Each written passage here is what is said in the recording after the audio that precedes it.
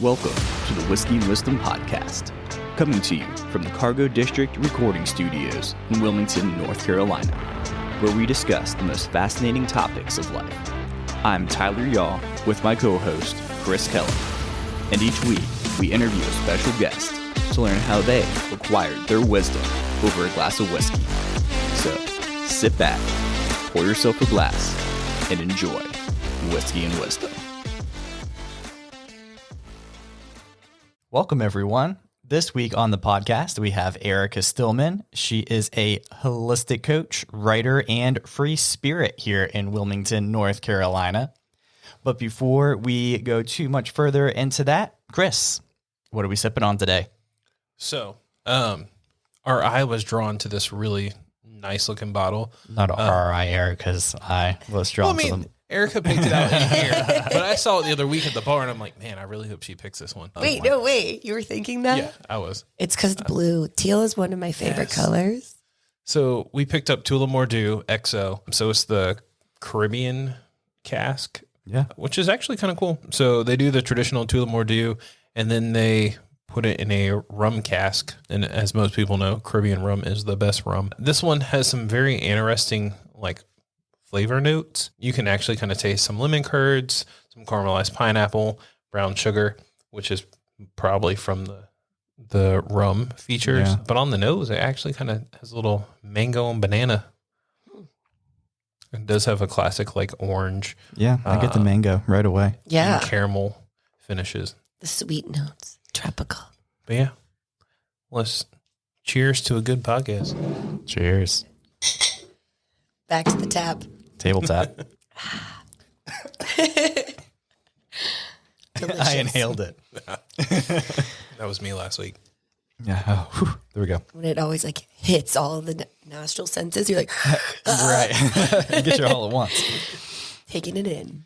All right. But Erica, we started talking about this and I paused you real quick. So found out that you're from Milwaukee. I am. That's awesome. So tell us about that and how you ended up in Wilmington from Milwaukee. I've always been an alcoholic. Thank you to Milwaukee. Just kidding. Life transitions, right? Actually, I left Milwaukee at age 20 specifically because I was working in a bar industry.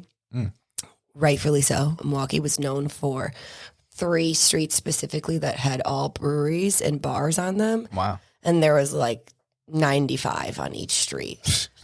So it goes without saying, it's a place of drinking. And I wanted a better life for myself, basically, because I just realized there has got to be more to life than being a bartender. So I just kind of woke up one day and I knew that I always wanted to be on a coast. And my aunt actually lived here in North Carolina. She lives in Charlotte with my cousins. So I'd been to visit a few times and my family decided that we were going to go to Las Vegas for my 21st birthday. Yeah. And right after we came back from this glorious family vacation, spending lots of money, 21, again, alcoholic, alcoholic family that loves to gamble in there, came back and I packed up a car and I just literally drove all the way here to Wilmington. Oh, wow. Yeah. Very traumatic experience. I was just telling this story the other day to somebody because they're like, well, what did you do? And also, weren't you super jet lagged because of obviously Las Vegas to back to the Midwest, back to the East Coast? I was like, oh yeah, I super was. I didn't realize that the bugs were going to be 5 inches big. Never seen anything like that. Yeah. It was like looking at a rat in Chicago. And then my car actually stopped accelerating up the mountain. So I started trending down. And I remember I was watching a semi going 90 miles per hour. And it was one that was hooked up. So you know how they carry it where it looks like it's coming at you, but it's really going the opposite way. Yes. So it was coming at me as I'm falling down the mountain. And I slept for a week after that. When I got here, I was like, I don't know where I am. I made a terrible decision. But yeah. And that's then obviously almost 9 years later, I'm still here. Wow. That's a fun trip from Milwaukee to Wilmington, North Carolina. Yeah. So I always ask a silly question. Is Milwaukee's best even in the mid-tier? No. Oh. It's one tier above maybe PBR. My favorite beer from home is probably a Spotted Cow, which is, I don't even remember the actual information on it because I don't even drink beer at all anymore. Yeah. Now that I've lived here, I had to get rid of like the yeast. I was like, I was kind of a little chunk-a-monk there, you know, like definitely had the like freshman 30. So I just stopped drinking it. And ironically, my dog's name was named after Miller Lite because our Miller Lite Stadium at the time was what they changed that now. So yeah, like beer has obviously just been the prime of my foundation, of course. But no, it's not. And I think honestly, I ended up really liking out of my favorites, were like platinums. Oh, yeah. And Summer Shandy. Summer Shandy was super good because the Leinenkugel brothers are super interesting humans. You can just like take a big tour and they like come out for most of their tours to like actually like meet and greet everybody.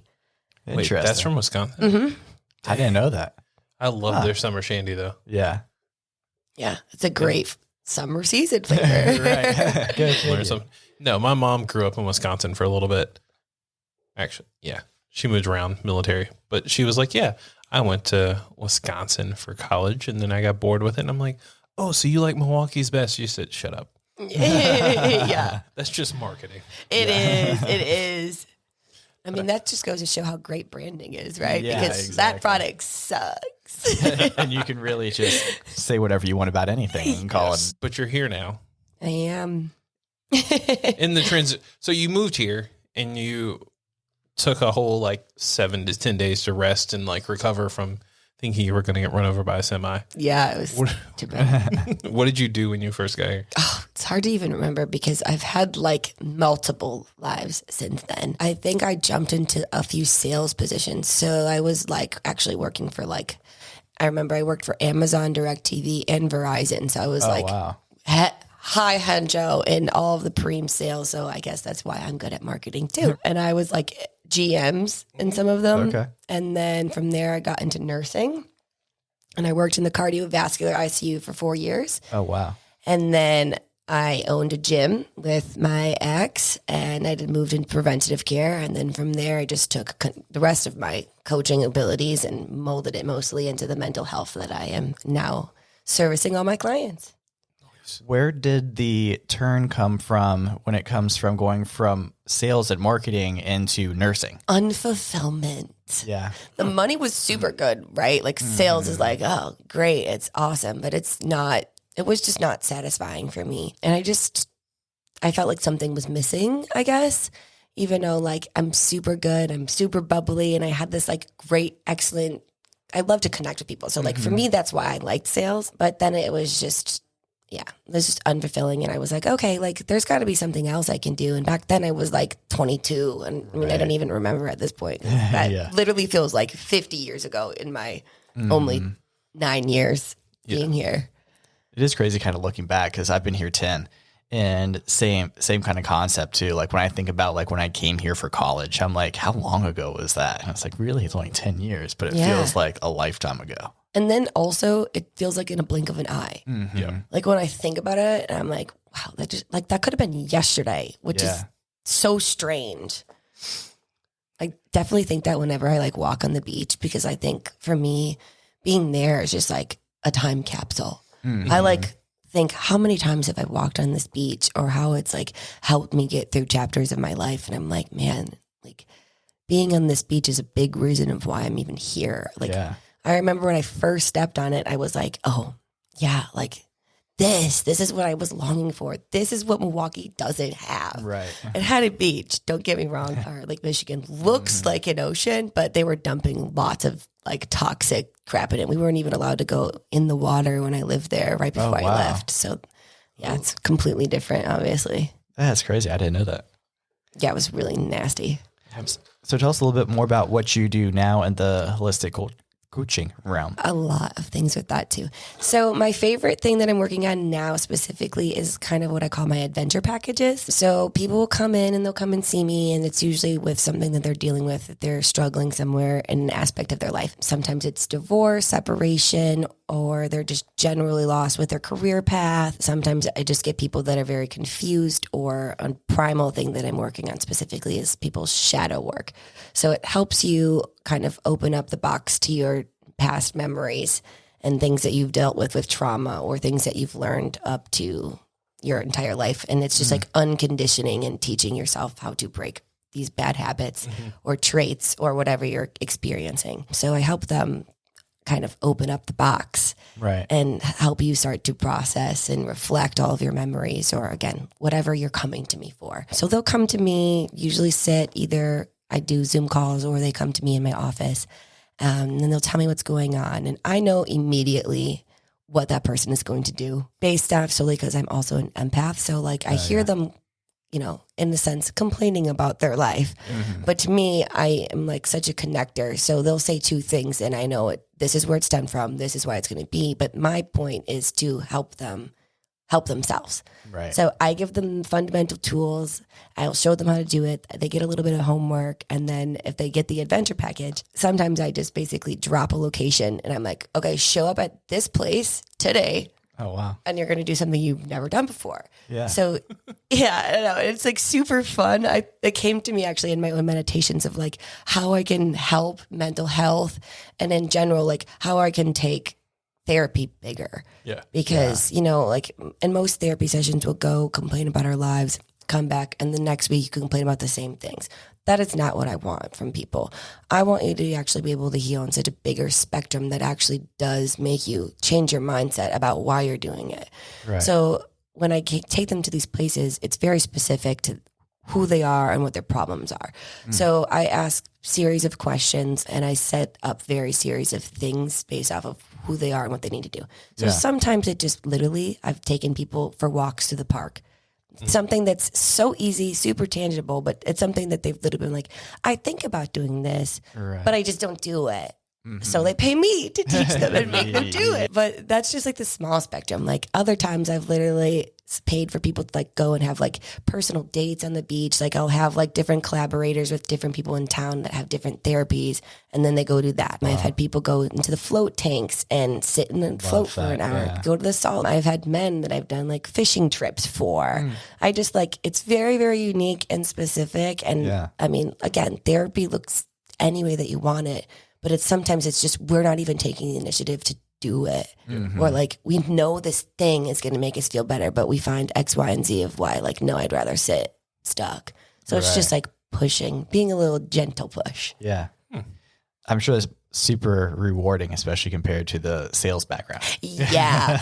Absolutely. It's funny for me to look at it like that too. I'm like, look at like how far I've come also in like 9 years. I've literally been like deep, like I'm playing like up levels in a video game and I'm like, I got to this level. And I'm like, wow, like, yeah. Recently, I knew also what I was going to do with mental health was just going to be like so beautiful, especially after COVID, you know, and there was just so much going on and so much was unfolding with people actually being able to slow down and realize like how many things we've been suppressing. But I just did a retreat a couple weeks ago and it blew my mind, to be honest, because in my head, when I started my business, this is my fourth business at this point, I thought this ideal client was going to look like this, right? Like we're told in our marketing, like you need to figure out who your niche is, who your client is, what they like to do, who they hang out with. And in my head, it looked like a female, probably the same age as me, maybe like a few years previous, whatever I was going through when I was stuck. Like that's just what I envisioned. That's not what I got at all. And then it was like a series. I got like 9 male clients right away. And I was like, what? Like, I'm so like confused. But I think that's the beauty of like the universe. The universe is like, okay, here's what you think you need. And here's what we're going to send you instead, because here's who actually want and who's ready for your help. And this is bigger than you. So then I started working with men and I was like, wow, it's so satisfying to see, like, because again, also, as you are both aware, it's never really been easy as a male to even express yourself. And you've been told your whole life that you need to suck it up or grow a pair. You're a man. You're not supposed to have emotions. You're not supposed to have feelings. Like that's what I hear most of my clients say. So it's like the unconditioning pattern is like, no, you're a human that has emotions and it's actually okay. And let's like help you deal with it in a healthy manner instead of lashing out or exploding on anyone else. And then on that note, I had my holistic center.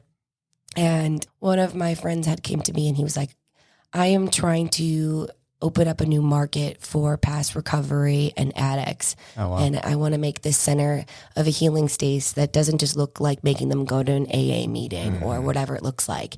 And I was like, yeah, please come here and use this space. This is exactly what I wanted this to look like, is healing for everybody. Like, again, bigger clients than I could have imagined. Right. So when we went to this retreat with them together, and it was an entire weekend of, they just want someone to listen. And I was just blown away, mostly because the thought process alone on it was like, wow, every single person that was there has tried to commit suicide at least twice. Oh, wow. And that's the small spectrum. Yeah. Like, these people have literally been through hell and back. And to just be able to heal them and do some shadow work on them and help them, like, in a bigger process that's bigger than me, bigger than us. It was really, really so powerful for me and such a reflecting experience. And I was like, this is why I'm doing this. Like, I don't wake up every day for myself. Right. I wake up because I know that the reason, my purpose now is to help some person else. Like, one other person, it doesn't matter, as long as I've, like, made an influence and I've inspired somebody today. Like, that's why I'm showing up. Yeah. No, I love that. I see a lot of your stuff on social media too. And I saw you starting posting about shadow work. So how did you learn about shadow work? And also, can you dive in a little bit more about what it is? Because when I saw it, I come from a mixed martial arts, like, background since I've been here. So when I think shadow, I just think shadow boxing, which is nothing even close to it. So can you kind of dive into how you learned about it and what it is? Yeah. Ironically, that's what I make as a joke, is that it's a box. Basically, shadow work, in a sense, is suppressed emotions or feelings or traumas that we've had that we've put into a box inside of our subconscious mind. So what I do is I help you unlock what it is that you've been hiding from yourself and something that's been inside of your body, because our bodies hold these, like, emotional coding.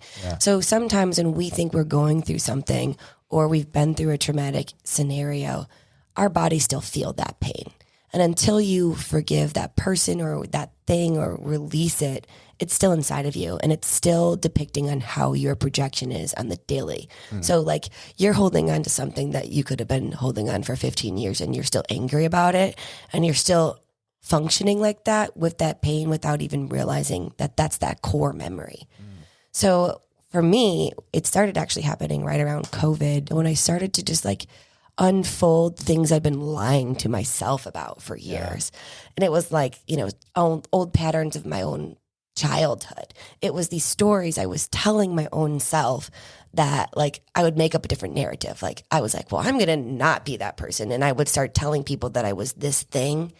But in fact, I was just lying. And there's no one that's benefiting. It's definitely not benefiting you if you're lying about who you really are. And lying anyways is not servicing you at all anyways. So once it was like, okay, what is something that's, like, the scariest thing for me to tell people? I just started telling it, because the story was like, all of a sudden, when I could remove it from me, I could see it. And it was no longer me. Like, it's something that I've been through, but it's not something that's going to continue to control me or continue to run my life or my narrative. And once I started opening my own box, it was like, wow. And then all of a sudden, it's like funnels. And I make a joke to all my clients. It's like, once you open Pandora's box, there's no going back. Like, the memories are just going to keep coming out. And how I help my clients now is, like, kind of like pretending like it's a video game. I was like, okay, if you could imagine that yourself is a video game and you are having this problem in your day-to-day life, if you imagine yourself and you get to pick this avatar, like, this person's going to kick ass today. And, like, today maybe you're a Viking or maybe you have an AK. Like, who cares what your avatar looks like? But, like, you can attack the problem from a different standing point instead of being afraid of it. And once you attack the problem and you realize it's not anything to be afraid of, you just have to, like, release it. It will literally change your life and your mentality and your thoughts, because you're no longer afraid of your own demons. Yeah. One of the things that I really appreciate too, when I follow you on social media, like a lot of other people do too. Right. And we talked about this before the podcast, is I really appreciate what you do by sharing those stories on social media. Thank you. Because it's that moment where very rarely will I click through and listen to every single story that someone posts, especially a long one. But listening to yours, it makes me feel like, you know what, it's okay to have these feelings. Thank you. And it means a lot that you do that. And I know if it's happening to me, it's happening to a lot of other people too. Yeah. So just to everyone else like listening to, like, do something, even though it sounds silly, but do it because someone else is going through it. And if they're not going through that same exact thing, they'll be able to appreciate that, hey, it's okay to not be perfect all the time. Yeah. And in fact, it's what makes us human. Right. And we forget that. And we brought on Tullamore Grigsby a few weeks ago to talk about his mental health journey as well, too, as a man. And everything that you just touched on about how a lot of men came to you is exactly how he felt. So it's reaffirming to even hear it from a female's perspective about these men that are coming to you and saying like, hey, I need help here. And that the men are out there saying, hey, I do need help. Yeah. Again, I think that was a big thing of COVID. I know COVID had its struggles and obviously it's depressions, but if anything, it was also one of the best miracles that has happened to us because it made our society literally stop and be like, oh, here's something that you've been avoiding your whole life.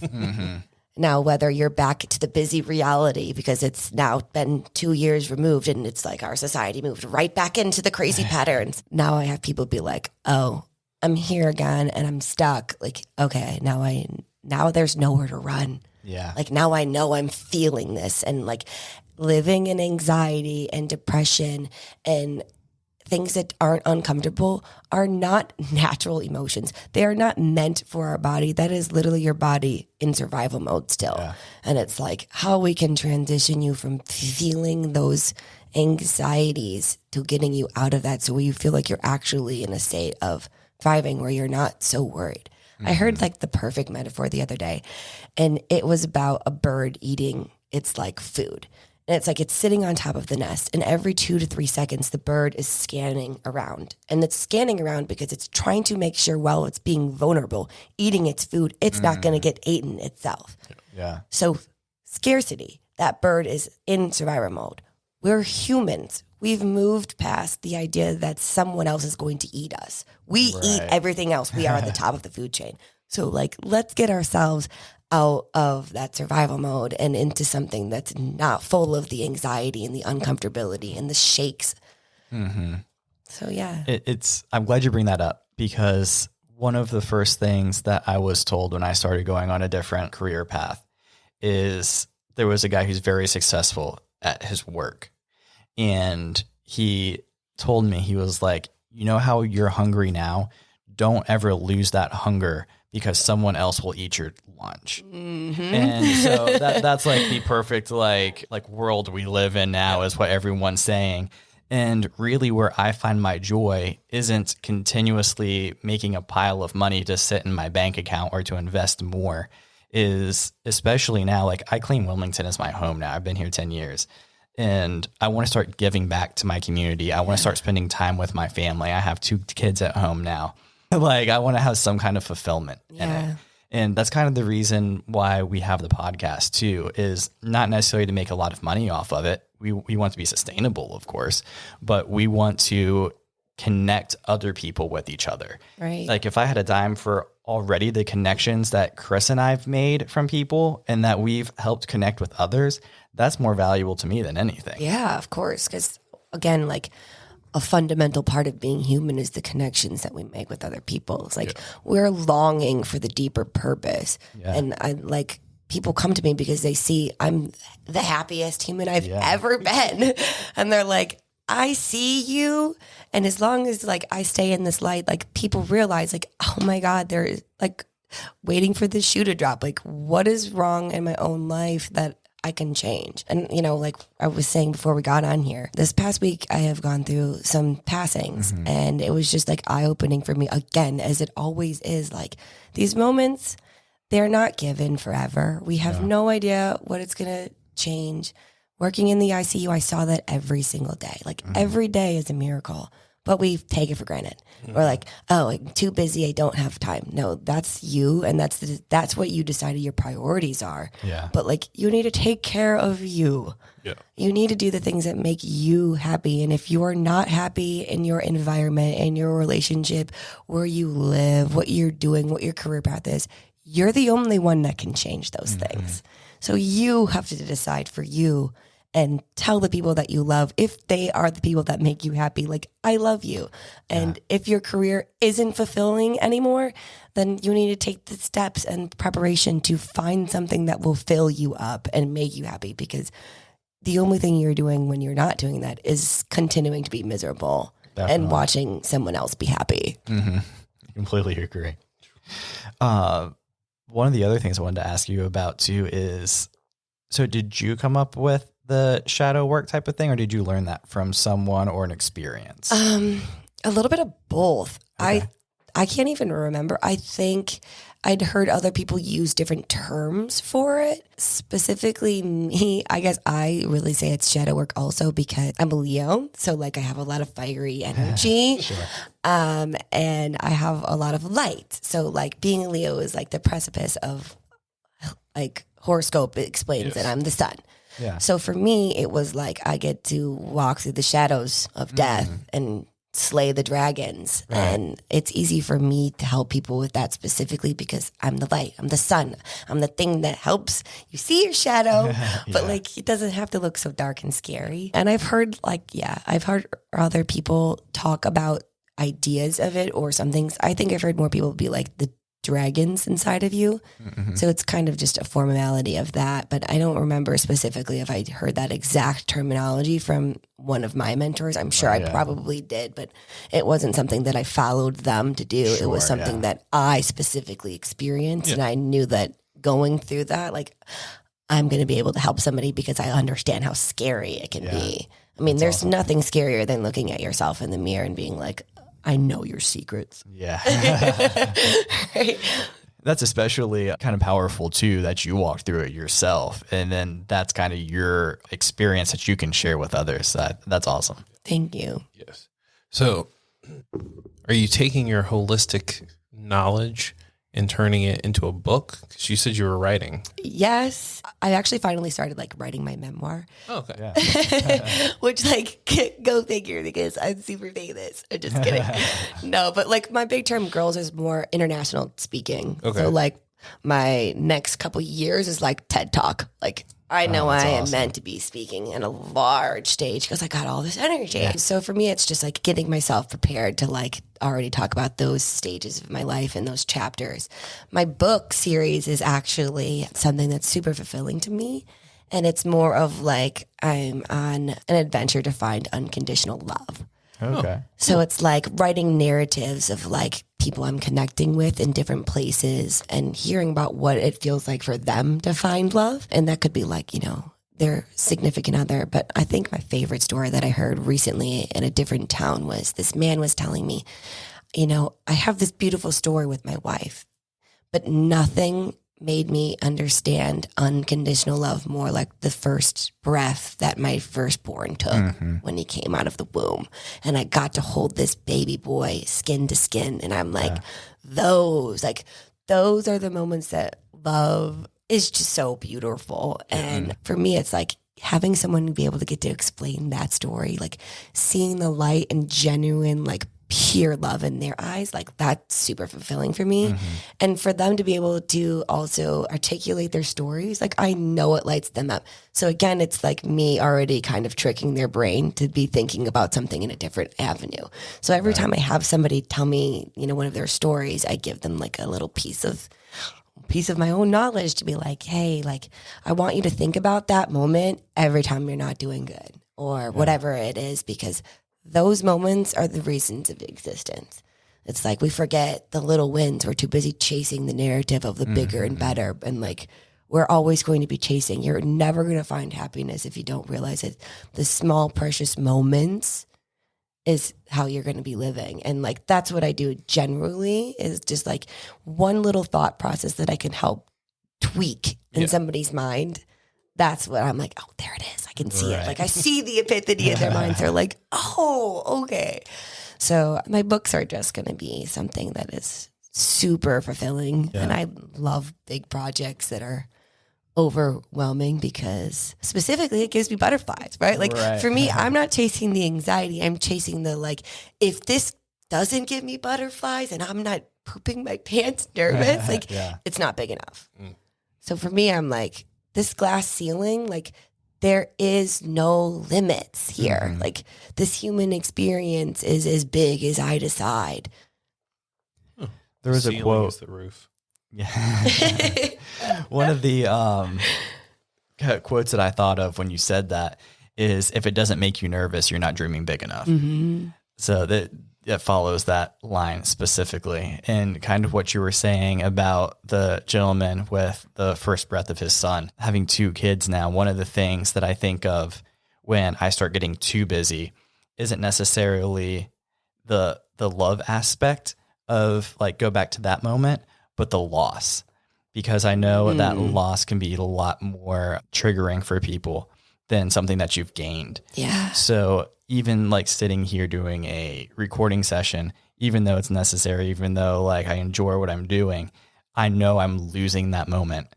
And that makes me kind of look at my time in a different sense. Yeah. And I think having kids was a huge blessing for me in multiple different ways. But one was to definitely make me sit down and think about, where is my time going and where's the value, especially just after watching my first kid go from newborn to almost 2 and how fast that happened and how fast he changed. I'm like, I really need to pay attention to this time. Priorities. Exactly. Again, like you're choosing your own.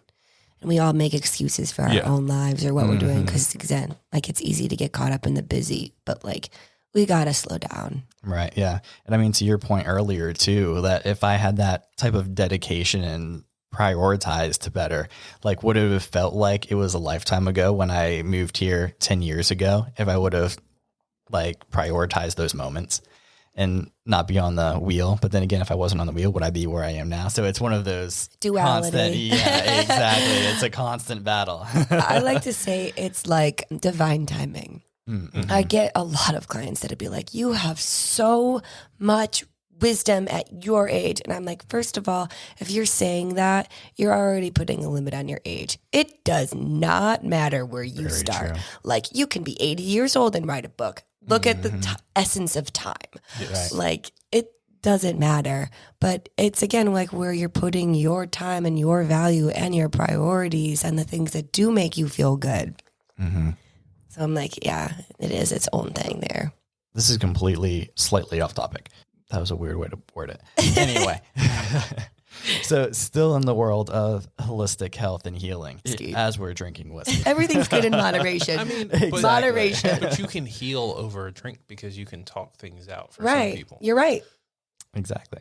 I can make up some BS for pretty much anything. Yes, you can. To me, it's the connection, right? Yes. Like I'm a social drinker because I like to like, hey, this is quality time and we want to get out of your house. Like, hey, I'll go and meet you so I can spend that moment of time with you to get to know what's going on with your life. Yeah. And we're not just like slamming shots at JMO. We could be. We could be. I mean, we can start it. But where we were going with that to begin with is sound baths. Oh, and love them. I saw that you've done quite a few of those and had them at Healing Leaves as well. Can you do a explanation of what a sound bath is and how it has helped you? Oh, great topic. I use actually still the bowls now. So each bowl, and there's about 5 of them. So it kind of goes off with the chakras. There's the mind, I guess I'm butchering my own words right now. Heart, solar plexus, root. I think I'm blanking my brain. Anyways, each bowl has a frequency specifically based off of that specific chakra. And to be honest, everything actually has a frequency. Like there's studies to prove how much we're in these frequencies. It's kind of like how I also explain like AM or FM radio. Yeah. So when you play the sound bowls, they specifically go to that level of frequency, and it's called sound hearing because you can hear it in your ears and they aren't loud. The first one I had no idea. It was like, if you could imagine your head was like ringing and shaking, like, or like also if you imagine going on an airplane and all of a sudden your ears are popping, like that same frequency because you're in such a high altitude. That's what the bowls kind of provide. So they're just like bearing off the walls or the frequency or wherever they're at, and they just kind of like affect in your body.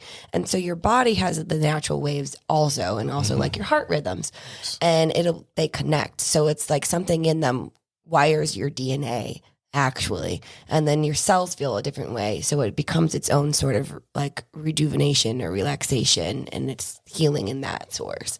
So I do a lot of that actually with a lot of my clients too, especially if I'm doing like a Reiki session on them or a healing session, because you just get to relax. And most people are like, your eyes are closed, you're laying back, we're like in a blanket with a pillow, and someone's just like playing music for you. Like it's like a sweet little lullaby. Yeah. And they're just like tucking you back in and making you go through this experience. A lot of the sound bowls come to of like you can do of drum circles, and like, you don't have to use sound bowls. It's the same kind of idea. If you're at a music concert, you can tell that the sounds that are blaring in your ears, the frequency is very loud. So I think that's just like, it goes back to like how music can explain that it's another healing modality. Yeah. And actually the main thing that Palmer talked about was when he was working with or went to Liana's salt cave and was doing the breath work. What experience do you have with breath work in salt caves?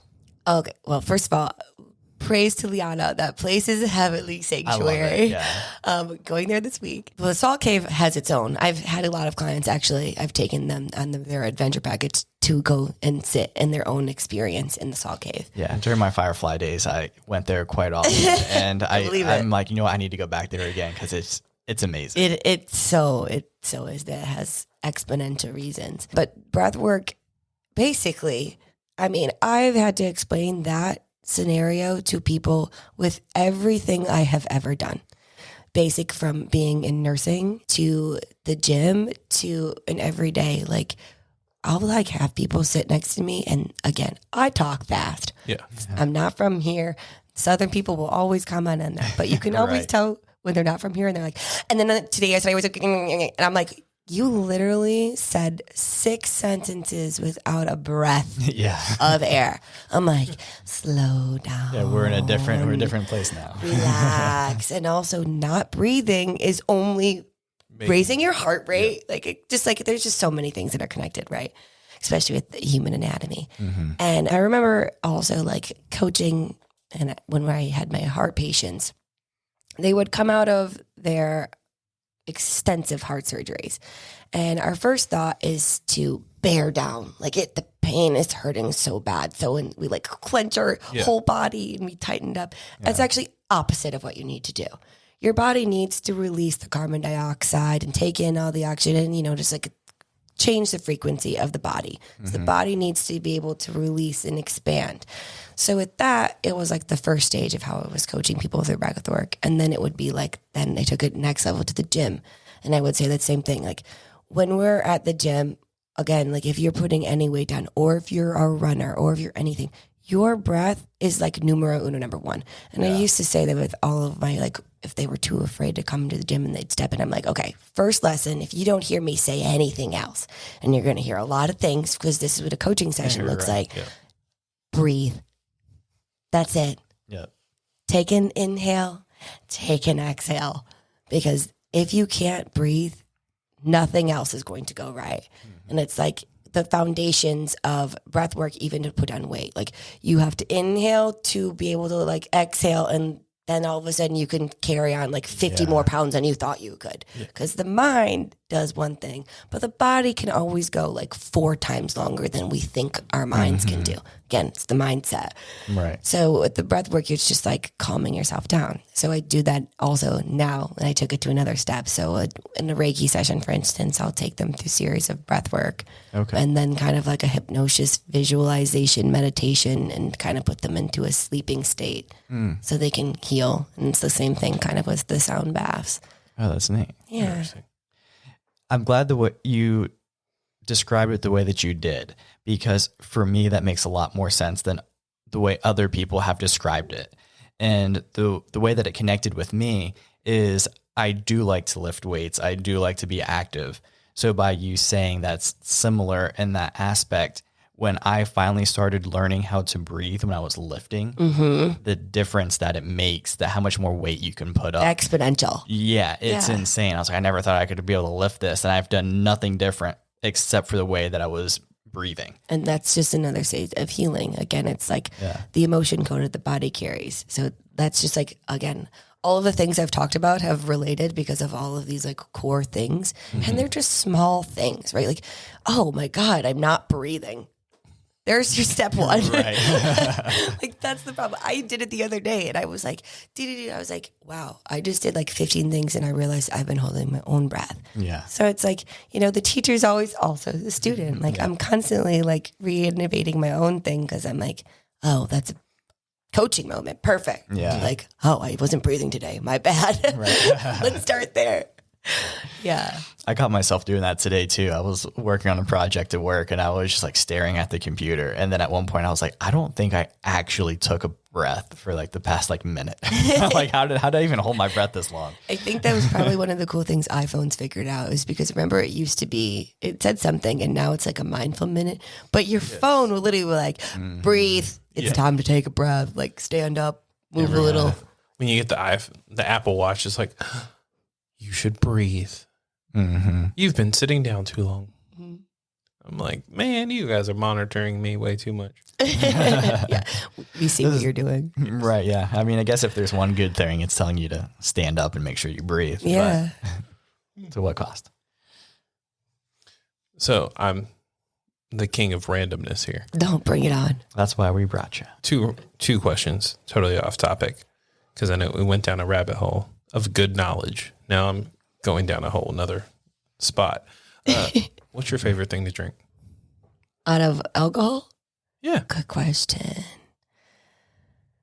To be honest, it really depends on my mood because, again, with my history of alcohol, I know how they're going to affect me. And each liquor has a completely different notion. Oh, for sure. So true. So my drink of choice, just because I know solely that I won't act super crazy the most, is always probably just like a form of Tito's and soda. Yeah. Which is lame. But if I'm drinking it casually, like if I would have like a regular glass, it was probably, I can't even think of it. It's actually a whiskey that's super sweet. It has a red label. I can't even think of what it is. Is it Makers? No, I want to say it's not turkey either. Oh man, I can't even remember. I'm trying to think of red label whiskeys. I can see the bottle so clearly in my brain right now. I hate when that happens. I don't know. I mean, obviously, like everybody likes black label and the blue label when you know you're going to be like super fancy. I go back and forth. Like, we drink blue label as for occasions, like special occasions. And I see black label and I'm like, but is it really worth? So I heard celebratories. Yeah, if we're talking about Johnny Walker here, Yes. I've heard the best bang for your buck whiskey wise is Green Label. Really? Why do you think that is? I was told by a whiskey connoisseur I met who has also completed all of the whiskey club at Rounds. And he does a lot of taste testing and whatnot. And he said the Green Label, you get a lot of the same tasting nodes as the Blue Label at a significantly less price. He goes, you're not losing as much flavor as you are price. So if you're looking for something for bang for your buck wise, even though you are going to pay a little bit more than a typical bottle of whiskey, the Green Label is the way to go. I wonder if that's a psychological thing. It definitely could be. Right? Because, I mean, again, marketing 101 is like, what is the color? What is the color doing to your brain? Right. So, and for me, green is usually in our brains, right? Like green is associated with money. Yes. So I feel like that says something there. And yeah, I mean, you see the black label. And I think in our brains, we produce black. Well, black is like a shade of every color. Yes. Black is the rainbow. It's also like everything. So it does all these things. But at least in my brain, I present it with money, like status. I feel like black is the top tier. Creme de la creme. It's probably because they're like, I got the black card.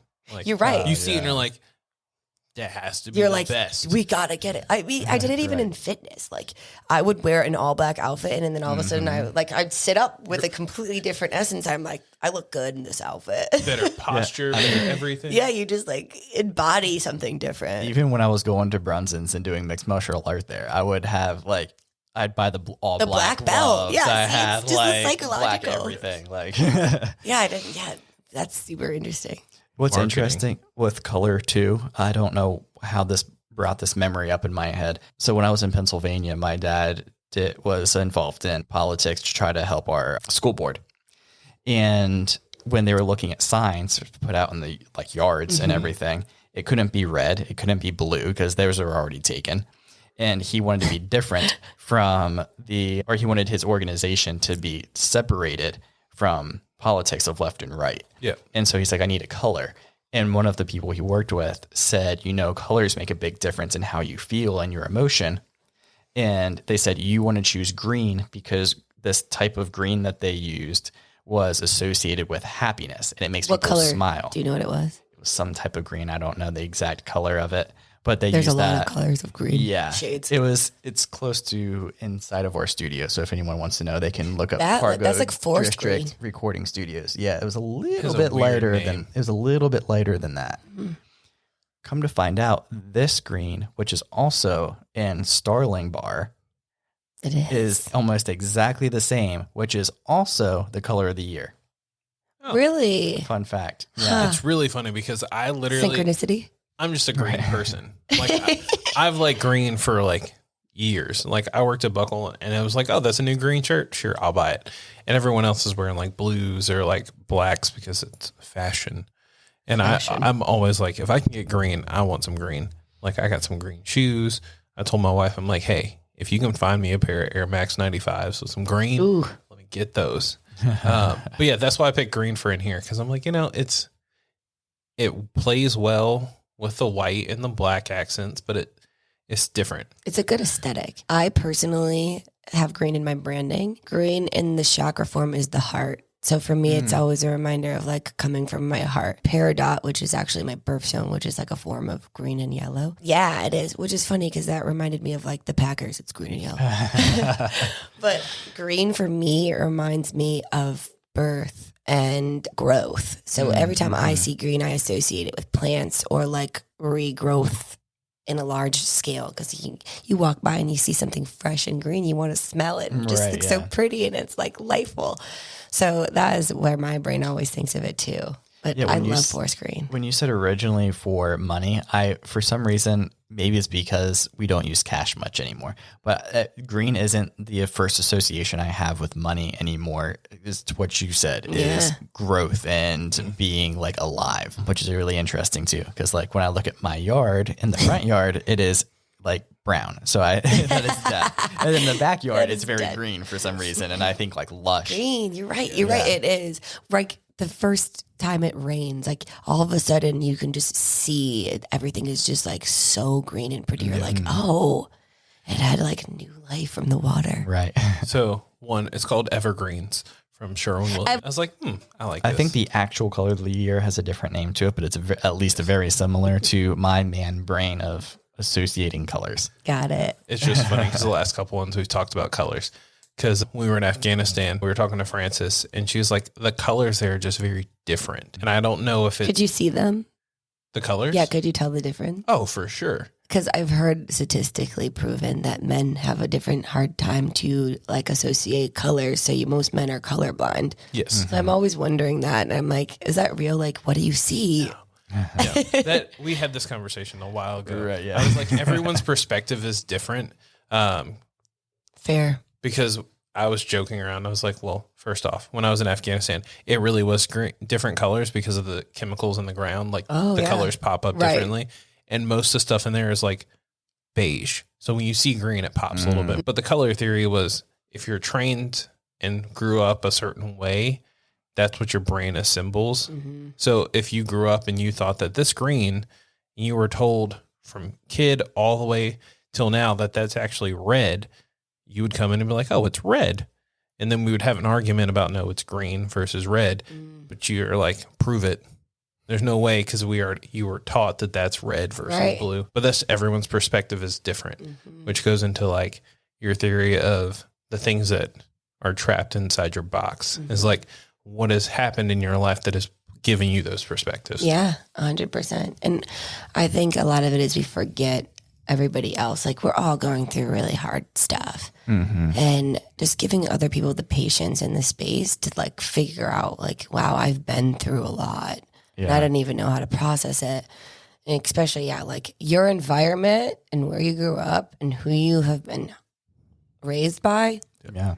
That looks exponentially different than Bobby Sue down the road. Yes. Like it doesn't even matter. I think what I love the most is like hearing people's stories. For me, the connection is like, I make people get vulnerable with me. Like I don't like surface level conversations. It's not what I do. I literally make people tell me people just tell me their deepest, darkest secrets. It's always been like that. But I ask these questions because I genuinely care. Like I genuinely am interested because I also can see it as like, oh, that's the way that you are because you went through X, Y, and Z. And it's just like, your experience. And I mean, there's so many things you can say exponentially based off color because obviously that's been a problem of our entire life here in America. And far past that is the color. And it's just so stupid that that's something that's like, we're all the same. Like we're all from the same thing. Like our bodies are proven aspects that we're connected. Our DNA does that. But yet we like make a status based off of something that seems so silly that's just like torn our entire humanity apart. Yeah. I mean, we won't go through the issues that's going on right now because this is going to come out in a few weeks and people are going to forget about it by then. But to that point too, people don't know what other people have gone through to give the personalities that they have, to give the beliefs that they have. Yeah. And so especially on social media, when you're not having a one-on-one conversation, you have these people essentially subtweeting people, just their passive aggressiveness. And I'm like, you have established nothing here except you made the person on the opposite side feel like you haven't heard them because guess what? Right. You haven't. Yeah. And so we did nothing there except establish more hate. And you created more hate by not wanting to take a few extra moments back to prioritizing your time. You prioritized your time specifically to send out something awful, send out something hateful that you like hold deeply in your heart, but it's hateful to someone else when you could have spent that time reaching out to someone and actually having a personal connection that would actually affect them and not create the cycle of hate. Yeah. And that's what drives me insane in our world today. It's miscommunication. Absolutely. That's a big thing that I've done my whole life. Like every career path, even like as a child, I've realized I've been like in the middle. I've always either been like the coordinator to see both sides. Like I advocate for my family or my mom and dad or my brothers and sisters or whatever the scenario has been. Yeah. I've always been like, what does it look like on the other person's shoes? Yes. Like you don't know until you're walking in someone else's shoes. Like the CEO is only as good as the janitor. Yeah. And that's why like if you're a good CEO, you pay attention and you thank the janitor too. Like right. It's so many things that we don't know and don't understand. And that it just like comes with like being nonviolent communication. And I love to be like, okay, I mean, that's a huge series I'm about to come out with is like, okay, let me explain like why the male brain works like this, why the female brain works like this, why you don't like your dad right now. Like it's because you're missing the primary connection. You're not actively or passively listening to each other. You're just attacking. Yeah. It's a good thing you bring that up too, because this is a story I enjoy telling people. There's a lot, it's a lot deeper than this, but for surface level is there was a person in my high school that was really hard for people to connect to. And I'm very similar to you in that aspect where I want to know where you're coming from. That's why I love psychology. So no matter who it is, I want to know who you are. And there was times that like the assistant principal would come to me, like take me out of class and say, hey, this person is having a mental breakdown. Can you connect with them? Wow. So you guys didn't have a counselor? We did. And they couldn't connect with them either. And the counselor would to come be honest, and they'd be like, get away. It makes more sense because if you had someone on the same level of a surface, if you had a student be able to connect with them, he feels like he can empathize. It's like also there's a different level in our brains. If you're coming to a counselor, you feel like you can't talk to them. You can't trust them. They don't know anything, especially when you're a kid. Those are some adolescent lessons and you were learning some lessons and you're already moody and crabby. So it does make sense. That like what's this old man coming up to me for to try to calm me down? Yeah. Like, but you're like, hey, I'm kind of in your shoes. I'm not technically there. I don't really know 100%, but I can level with you. Right. Yeah. So it said a lot too, just as like a student coming to another person, and they knew I was friends with this individual. Yeah. So they knew I could go up and be like, hey, I understand you're frustrated. Can you stop doing whatever crazy thing you're doing right now and like just step down and talk to me for a second so we can like come back and level. Yeah. And that's really all they wanted. It was to get this person from being at 110% to bring them down to like 70% to like have a normal conversation. That makes sense. I look back and I'm like, I thought that was weird for like 42 seconds. And then I was like, wait, our schools had peer mediators. Yeah. And they were like, oh, hey, well, who wants to sign up and be a peer mediator? I never had to talk to any of them, but it makes sense because you have a counselor who's there who is the adult presence, but someone who can mediate between conversations that's actually on your level. Yeah. And it makes like common sense to me. Mm-hmm. But yeah, especially when like a lot of these students don't know who their counselors are. Like that's so facts also. I never knew who my counselor was. I never went to mine either. And again, that's like at that stage of my life, again, we're like little hothead boiling points. You're not ready to like, if I'm coming to the counselor, it's because I'm exploding. Right. It's not because I'm like, hi, I want to talk about Susie Q. I'm not was not at that level of maturity even to be like, here's my problems. You go to your friends and you bitch and then they end up telling somebody else and it's just, again, a cluster. Right. But yeah, I think we probably had peer mediators, but I don't know if I ever talked to him. Yeah, I don't even really remember, but we didn't have official peer mediators. They just knew I was the only person that could calm this person down. See? Well, thank goodness for you. See, like, again, I guess. I wonder where that person is now. And honestly, you could, like, if you think back at it, like how much a change you made in that person's life now, right? Yeah. Like, and also like maybe they still even remember like you being that person that was someone of a level of reason and then maybe that helped them on another level or something. Yeah. I like to look at things like that. Right. Yeah. And to the previous conversation we had before we got on the podcast is like, that should be one of my 20 people I reach out to today. Hey, yeah. Let's surface back to that and talk about what we were saying with that thought exactly. So before we got on the podcast, we were talking about the heaviness of the shooting, of the school shooting. And we were kind of explaining, you know, what's really right and wrong, or like why it would have happened like that, or like, you know, what is the level of, I guess, scarcity of like why that would have happened. But the reason it's nuts is because it's literally 19 lives were lost, regardless of who was right, who was wrong, what his feelings were, what was going through their minds. Is it normal that children have to hide at their desks? Like, it's just not. And like, unfortunately, that is the humanity that we live in right now. But if you took the time to, instead of realizing there's 19 people gone, if you spread 19 pieces of love to random strangers or people that you know or whatever the situation is, how much more magnitude and the ripple effect of paying it forward that would be to change someone's life, to just check in on one person. And I think it's also super great and not a synchronicity that you said that to me, because my whole like level of playing field of what I'm doing in the community, especially with like my nonprofits and my philanthropy, is literally my whole precipice right now is paying it forward.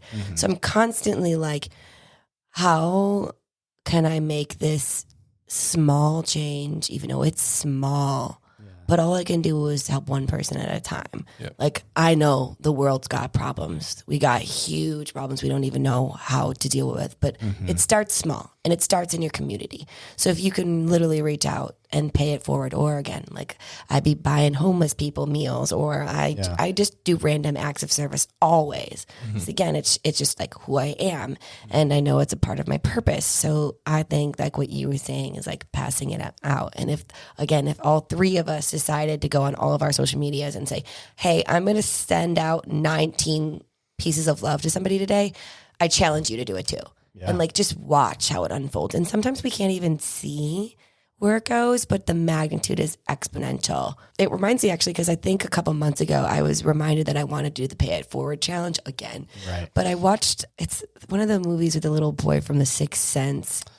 Pay It Forward? Is that what it's called? Yeah, like, it's got to be, right? And it was like, yeah, like the whole precipice, this little boy was like, well, what if I helped one homeless person today? And like how far it can go. Yeah, it's got to be. That's where, But I think that says a lot to do that. So I'm going to definitely do that today. So I love that.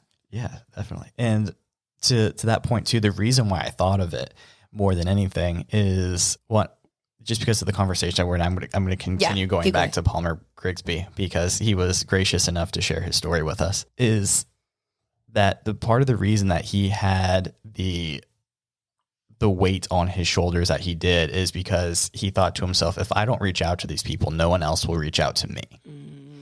And so that one piece is what makes me think all the time that if I can just reach out to this extra person, or what is a catalyst that will remind me to reach out to someone? Yeah. Because if just that catalyst for him would have meant that much in that moment in time for him, because no one knows what everyone's going through every moment of the day. Right. So if I can be that one person to have that catalyst that reached out and said like, hey, you know what? I was thinking about you today. I hope you're doing well. Like, is there anything you're going through? Mm-hmm.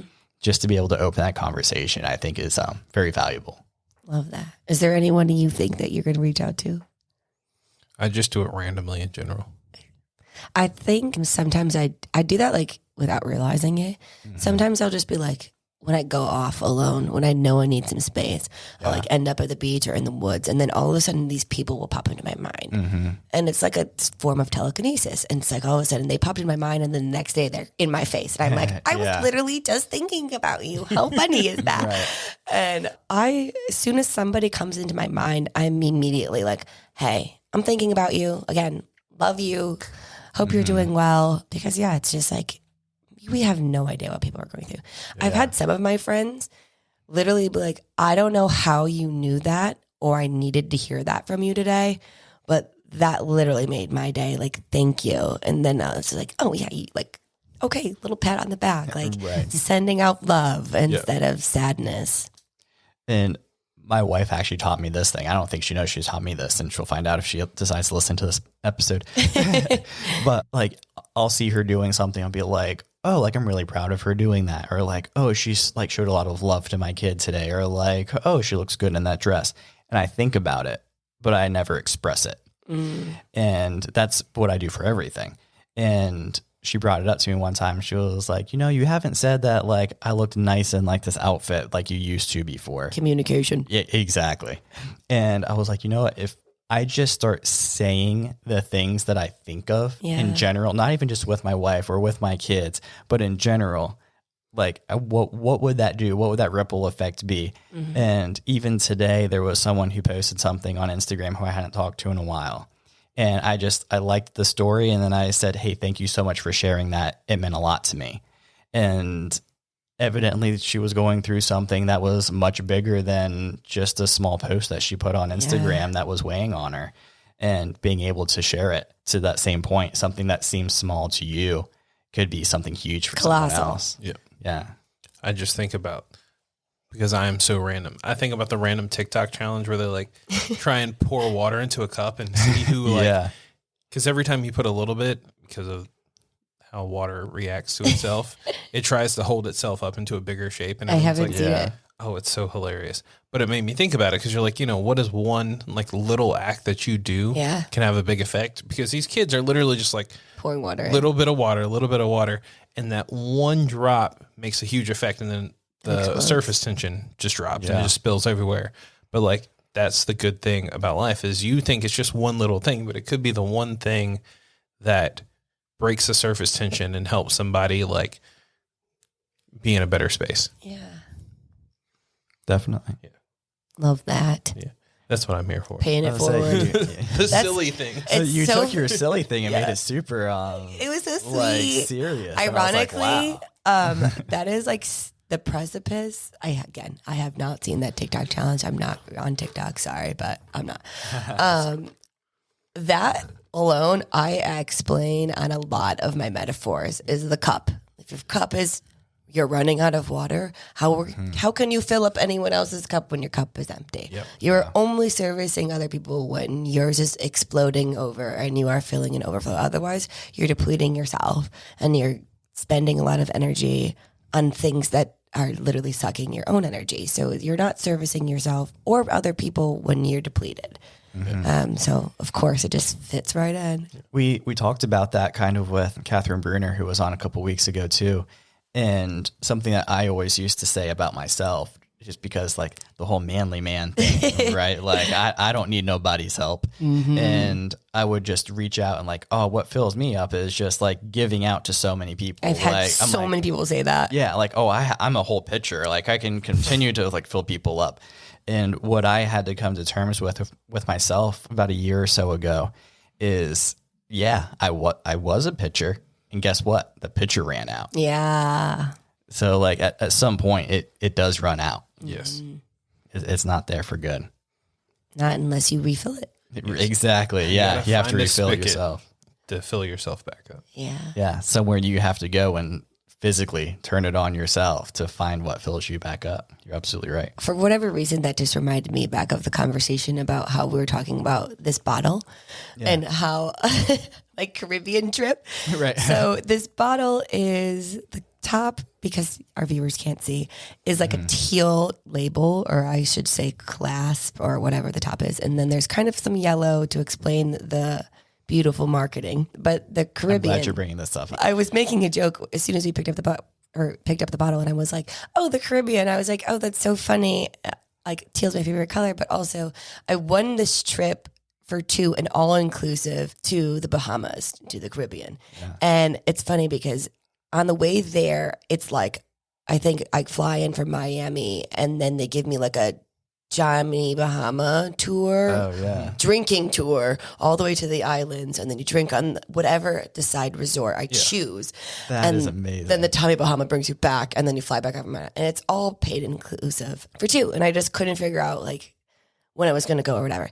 But it made me laugh the most because it's how I do everything. The reason I won this ticket was level of manifestation, and I manifest everything. I'm a manifesting generator, and I'm like, whatever I desire comes to me. So I was at the mall, and which I also never go to, but I just happened to be walking by and I saw one of their like little ticket stands up, and it literally had a sign that said, "Win a trip to for the Bahamas." And I start filling it out, and I literally look at this ticket, and I swear to God, I put my hands over this. I said a prayer, and I was like, this ticket is mine, DTD. And I basically like wish it to love, put it in the bucket. And there was this boy, and he saw me as I started to walk off, and he goes, "Hey," he's like, what were you filling out? What's that sign? It says something about the Bahamas. I said, "It's a trip to two for the Bahamas, but I've already won it." And I just walked off.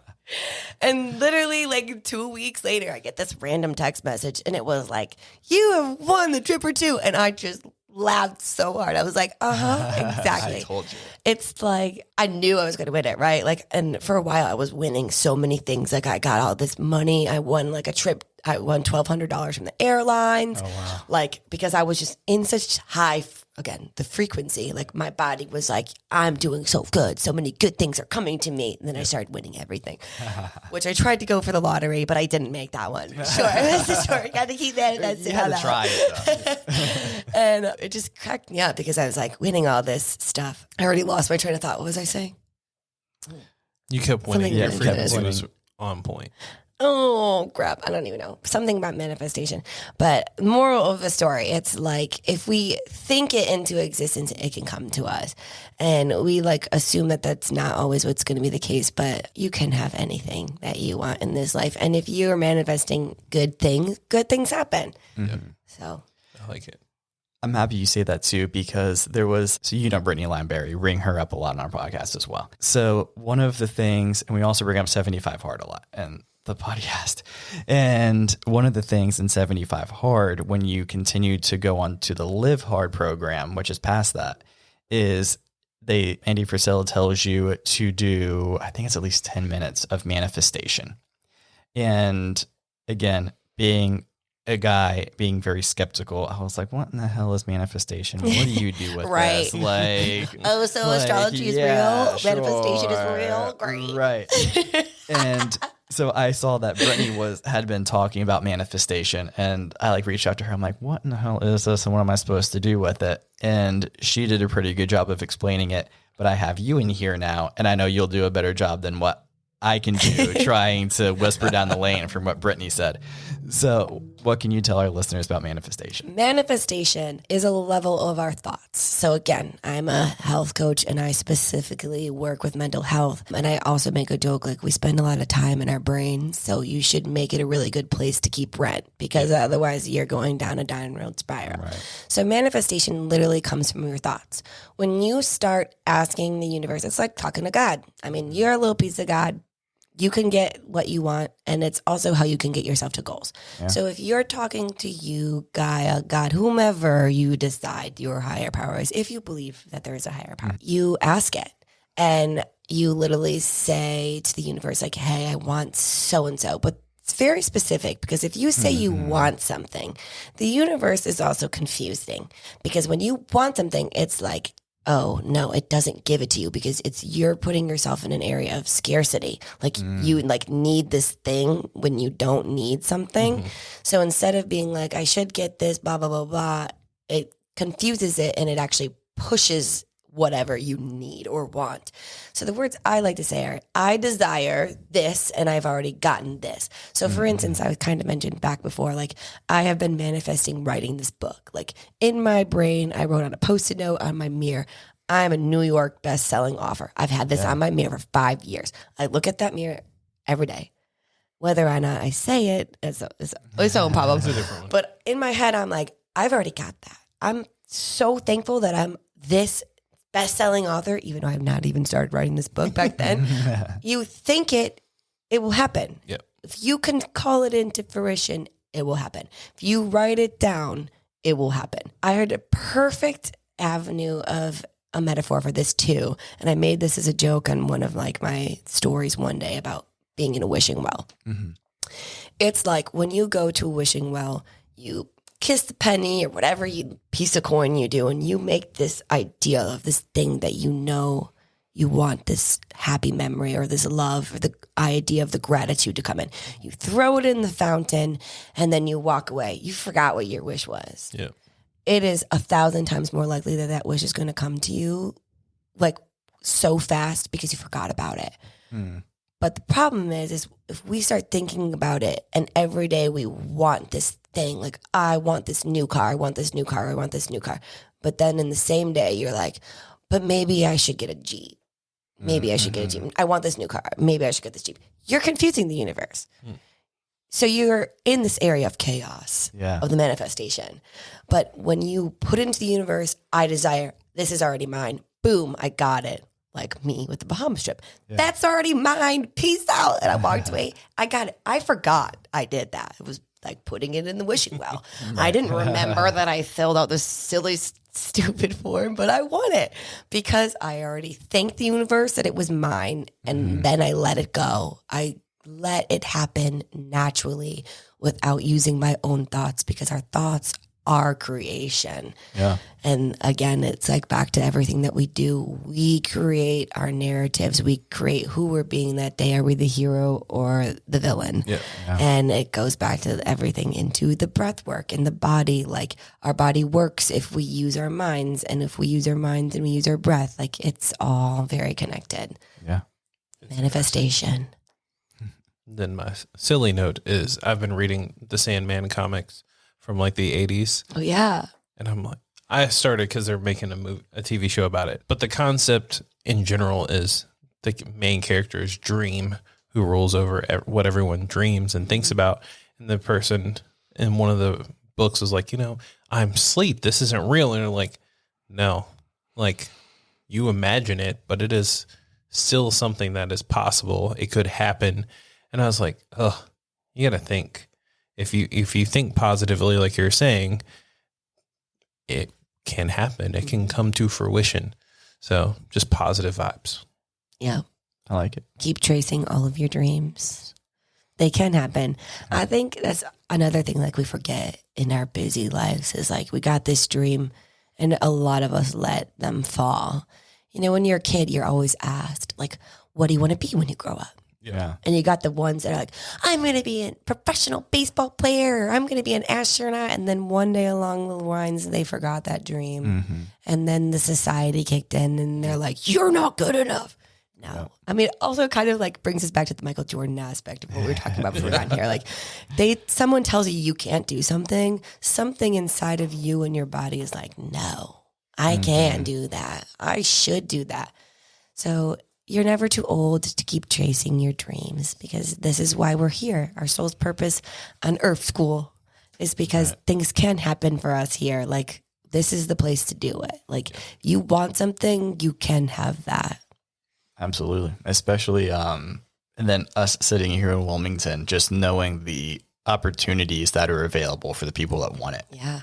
In our entrepreneur city, this is like Dream 101 for us here. Exactly. I mean, we have the movie aspect here. We have these large corporations that started as nothing here, that the people that started from nothing here, that got into the movies, people that started from nothing here, that have their large businesses now, they love this community. And that's why I love Wilmington and why I'm probably never going to leave, is because they're also pouring back into the community. Yeah. Yep. I mean, you see their names everywhere now because they're giving out money because they want to give the same opportunity that they had to others. And I just think that's amazing. Yeah. So we are starting to run up on our time today too, but I do have to ask you, if you were to tell your younger self one thing, what would it be?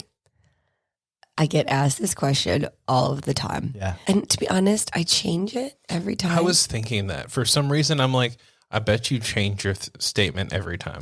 Because it's different. Yeah. I mean, it comes into what we were saying, like I could have been this or whatever it is, but in this divine timing of who I am now and the wisdom I learn every day, and especially from X, Y, and Z of other humans that I'm learning, I was doing it right.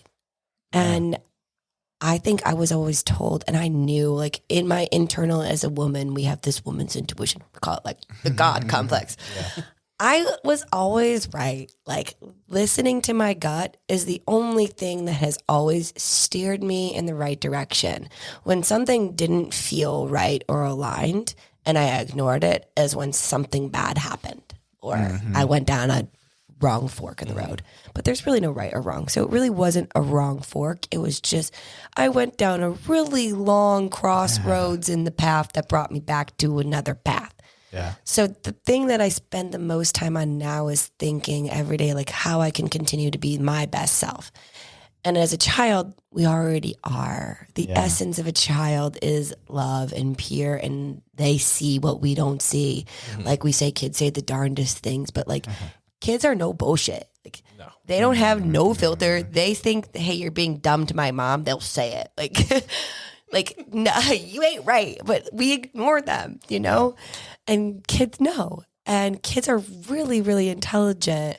And honestly, learning from the youth is what we should be doing. So the real question here is I should be asking her what I could be doing now. And that's a whole other thing I do. I actually do like inner child work too, is like I'll go in these meditations and I will ask my former child, like, is there something I'm done? Are you proud of me? Is there something I could do better? Or what are you doing today? Are you hurting? Can I hold your hand? Because our inner child has had so much pain for so long. But yeah, I mean, my level of certainty now is just trusting in her and in my own intuition. And I know that like, hey, if something's an inkling that's not making me feel good, I need to be away. Yes. And sometimes that's people, right? Like I love people, but this person isn't servicing me. They are not making me feel good. I need to take a step back. And also in my career, if I'm doing 6 projects and I'm feeling energetically drained. I'm doing too much. I need to step back. Yeah. What is the thing that I do today that's making me feel good? My mom and I were just talking about this actually yesterday because I was like, I'm just not feeling it today. I just don't feel good. And my mom was like, okay, well, you know that answer. So what is your body telling you to do today in this moment? And I was like, oh, you're right. Nothing. I'm going to do nothing. Mm-hmm. And then somehow my heart brought me back to something that filled me up or that made me passionate, because that's what brought me back to my super positive, made me really happy. And then I'm smiley again. And then other people feed into my smiley, happy energy. Right. So just, again, trusting my gut and asking her. Mm-hmm. There's 2 quick things I want to bring up too from both, like some of the things that you said there. Is one, kind of learning from the youth is something ever since I've had kids, I've been telling everyone now, because kids don't know they can't. Yeah. That's one thing that I've learned from my son. So like Jennifer and I were talking about the other day that like he's like 2 feet tall. So, I mean, like to climb up all of the stairs that we take for granted. You're so right. Right. Like he like takes himself and pulls himself up on every single stair. Like if we were to put ourselves in that type of situation, we would look up that and go, hell no, I'm not trying to do that. And so, yeah. And I mean, I think we do that with a lot of things. Like if he wants something, he's persistent and he's like, all right, this time this didn't work, but I'm going to try this way this time. That didn't work. I'm going to try this way this time. And he continues to do it. He doesn't understand what failure is. And his persistence usually gets him what he wants. Dreams. Yeah. And this is a story I was going to tell Chris soon anyway, is we're going to bring on another podcaster onto our podcast soon. His name's Billy Thorpe. And he shared a story about his son in Puerto Rico. And his son would go to this popsicle store multiple times. They lived there for over 10 months and they would always go to this popsicle store and he would get a popsicle and he would go to the counter and ask if they had a spoon. It's a popsicle store. They don't have spoons. So he would go up and he would ask for a spoon and he would come back with tears in his eyes because he didn't have a spoon to put into a cup to eat. And so for 10 months, he always went back to this place and every single time he would ask for a spoon and they would always say no, because they never had a spoon because they sold popsicles. And at like halfway through, his parents were like, dude, it's a popsicle store. They don't have spoons. What makes you think this time they're going to have a spoon when you walk up and every time they said no? So they're about to move back to Wilmington. And they went back there a few days before they moved back. And he went up to the thing to ask for his spoon again. And when he went up to ask for the spoon, the person said, you know what? We know you ask for a spoon every time. We bought a box of spoons just for you and handed him a spoon. And he was like, the smile on his face. The grin, the ear-to-ear grin. Exactly. Like I told you. Right. Like he finally got his spoon because of 10 months of persistence and consistency. Yep. Like how many people out there listening right now can say that they have that kind of consistency to hear no that many times over that period? Like a young kid, 10 months is a long ass time for a little kid. Yeah. Yeah. But it's an everyday thing, right? Like that's how I look at business. And actually, this is like a plot to a story that I'm about to explain for perspectives between male and women. I applaud men so much for the simple fact that you walk up to women and you hit on them, right? Like you're probably used to like hearing no. And again, experiences are different. Yeah, but like in general, like whether or not you're married now, like you probably did this over and over and over. And sometimes I think women like either just like disassociate or they're like, no, you're not good enough or like blah, blah, blah. But if the roles were reversed and a woman had to walk up to a man and they heard no, no, no, no, no every day, it's like the same thing as like a child. Like when you tell your child, no, no, no, no, they hear it, but then something about it will change. So every time I'm addressed now by a male that's trying to just like politely give me a gesture or a compliment, I'm like, hey, thank you. Honestly, I appreciate your consistency. I appreciate that you had enough stamina to come and talk to me because I know that's not easy. And that's how I look at business. I'm like, it's the same thing. Like also because I might be saying no, but that doesn't mean that I couldn't do something else. So I heard another perspective about the no thing the other day that was like kind of that same story of gardener. And he walked up to a house and he said, "Can I plant this in your yard?" And they said no. And he kept hearing no, no, no. But then one day he was like, "But maybe I need to ask why. Like, why didn't I ask no? They won't let me plant this in my yard." And he did. He said, "Excuse me, sir, like, can I ask why you won't let me plant this in your yard?" And he said, "Well, to be honest, it's because I have dogs and I know that they'll dig it up. But actually, if you go over next door, Susie Q loves those flowers and she would probably like light up if you brought them to her." Oh, wow. So it's like, you said no, you thought no, you would have just walked away, but you would have missed the opportunity of the referral from the other no. So it's like, no is not really no. Right. No is just another key consistency, and failure doesn't really exist. Failure is just another lesson of like how you can manipulate, like how you were saying your son. He realized the puzzle pieces. Okay, well, this didn't work for me, but if I change this thing, maybe it will. Yep. So no is never really no. It's just no maybe doesn't work for that person or that thing, but that doesn't mean my product or my thing or whatever I'm doing might not work for somebody else. Definitely. Well, I love that. To end everything up, I want to say thank you, Erica, for coming on. This was an interesting podcast. To say the least. Love that. So many things you were talking about. Talking about persistency, it was persistent for us to get onto this podcast. Yeah, we have tried many times. It's been months. Thank you guys for having me. It was so thank fun. you. I love my souvenir. Also, complimentary whiskey glass. Yes. Whiskey wisdom. So those who forgot, we tried the Tullamore Dew, the XO that was finished in the Caribbean, and it is a gorgeous looking bottle. Very nice to sip on. I would suggest putting a piece of ice in there. Just highly suggest that. Yeah. Chill I was out. thinking about that when I got here. I was like, I don't see an ice container or a fridge. We usually Freezer. have some. Do you? I just slacked off this week. It's okay. I forgive you. Thank you. I appreciate the whiskey, though. At least, you provided that. Yes. Right, that's true. See, I mean, I could have asked you to bring your own. You're right. Maybe you should have. Although my ride was also a whole problem of getting here. Well, other story. Yeah. But for everyone who's checking us out, we are on every major podcast setup, so you can listen to us wherever you're at. We always thank you guys for listening and downloading all of our stuff. To all our friends and family who do listen, if you want to save a little bit of money and stay awake all day, we did link up with Raze Energy and Bones Coffee. Both of those are great things that Tyler loves, and I do like Raze Energy myself. But check them out online. Use code WISDOM and save yourself some money, because I always like saving money because I spend way too much. Money comes and goes. Yes, it does. And with what Erica was saying too, if you want to help out the podcast even more without spending money, if you got value in this podcast, share it with at least just one other person. Yeah. Thank you for that.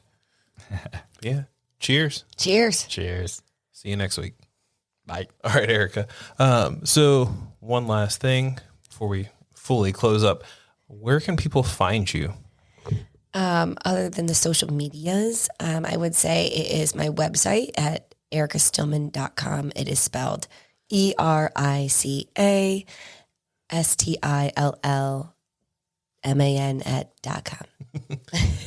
And what's your social media? It's my name. It is Erica, and then an underscore, and then last name Stillman. That's Instagram. So it's the same thing with Facebook and everything else. Cool. Except for TikTok, because she doesn't have that yet. You're right. I know I need to get on there with the younger generation. And that is a to be continued, because my assistant is super amazing. Shout out to her, Olivia. We're working on it. It's just a step in the process. Yeah, understandable. All right.